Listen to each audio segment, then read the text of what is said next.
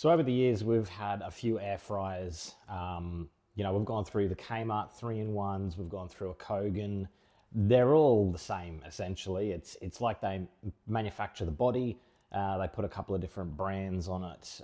They might change the shape of the top, but they're all pretty much the same. To really show you guys that, we've collected the old trays that have gone through basically all of those air fryers. They're all now dead, and we've just got another Kmart 3-in-1. We're not real happy with it. So anyway, I'll just show you the trays quickly.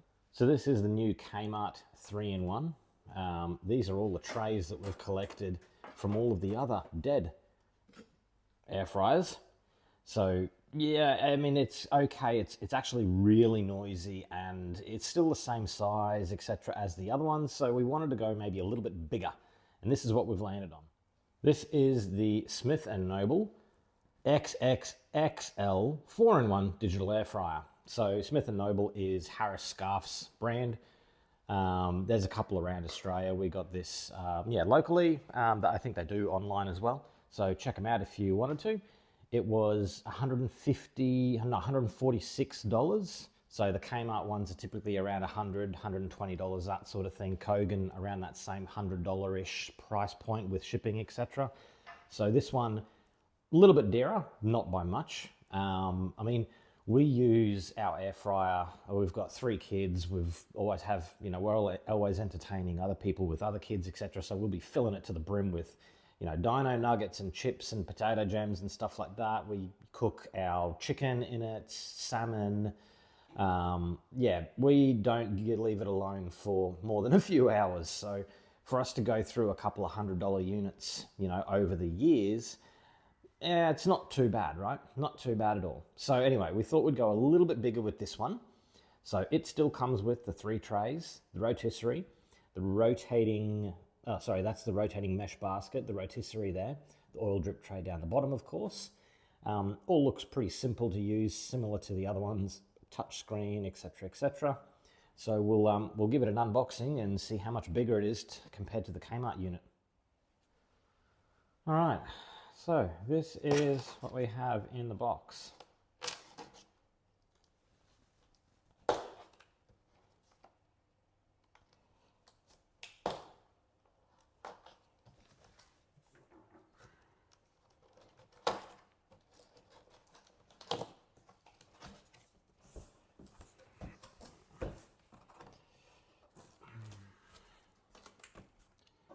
We have an instruction manual. We have the bits which I'm assuming you assemble the rotisserie. We never use it, mind you. More pieces to assemble the rotisserie. More pieces to assemble the rotisserie. And so on and so forth. We'll put those aside.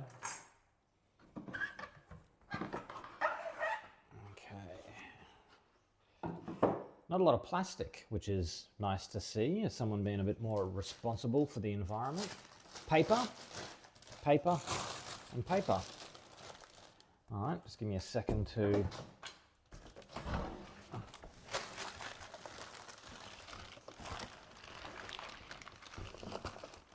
see how we get this out.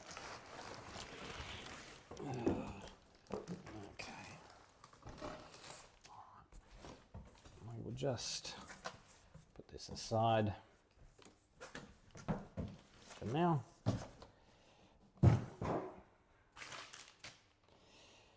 Okay.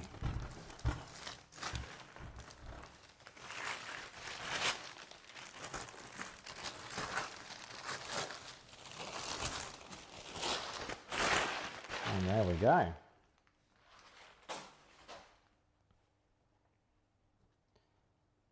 Get these little bit of sticky tape, sort of reinforced sticky tape off. Great if I had fingernails.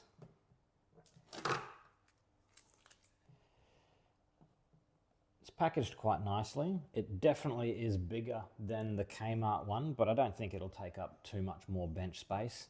Still looks quite nice and glossy. Just a bit of stainless on the top there.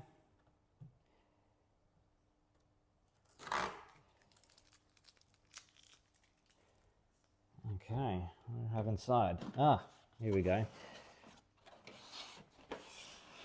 Trays. 3 trays, 1, 2, 3.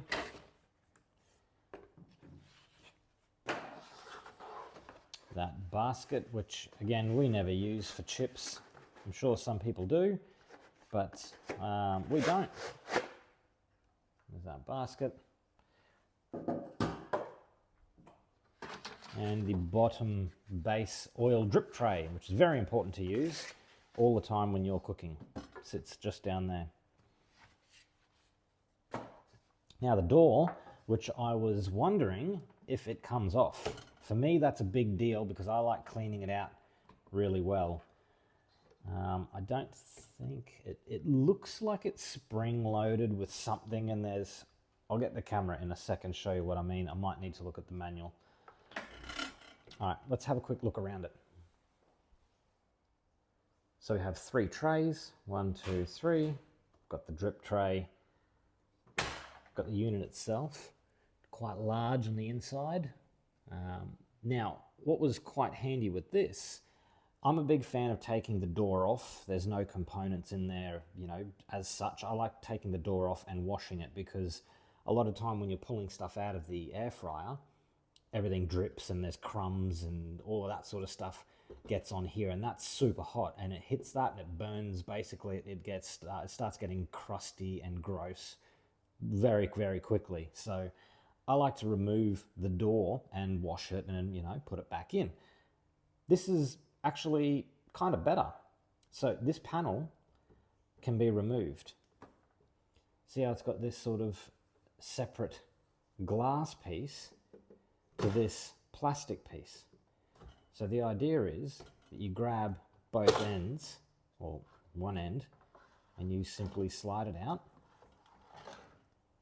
Give that a wash, warm soapy water, etc. Let it dry and place it back in, which I think is actually awesome.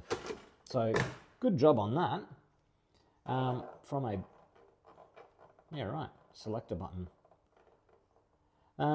We'll plug it in and do that in a sec. The rest of the accessories that it comes with, this is all to be assembled for rotisserie, I guess, with all of this stuff. We never use any of this, and like I said, we use ours 600 times a day.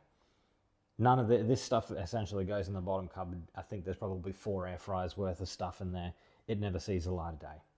Got an instruction manual here. It's all in English, which is great.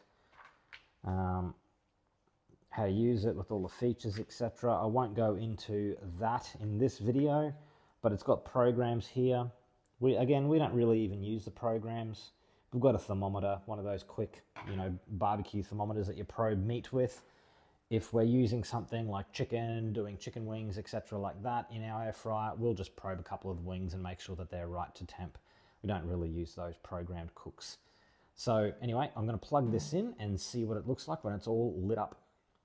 This is the Kmart or Kogan 3-in-1 air fryer tray. They're all the same size. Like I said, we've got about, I don't know, 4 versions of them, and they all basically fit inside the air fryer. Compared to the one that we've got here, it's definitely a bit bigger. So it's about 15 mil on each side. If you pull out to the front, probably about, say, 35 to 40 mil at the back. For those of you not using the metric system, that's about 1/64th of a dishwasher, and that's about, I'd say, 1/30th of a fridge. So anyway, I think we're going to be cooking a bit more, a bit easier. You can easily fit an extra couple of dino nuggies or something like that in there. So for us, that's a win. All right, plugged it in. I guess that's the standby mode. Yep, turned on. Turn it on. Turn it off.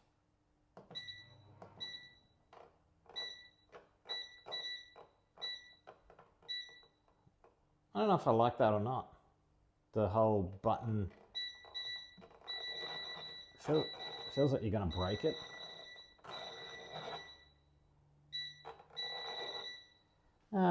We'll see how it goes. Turn it on. Seems quiet.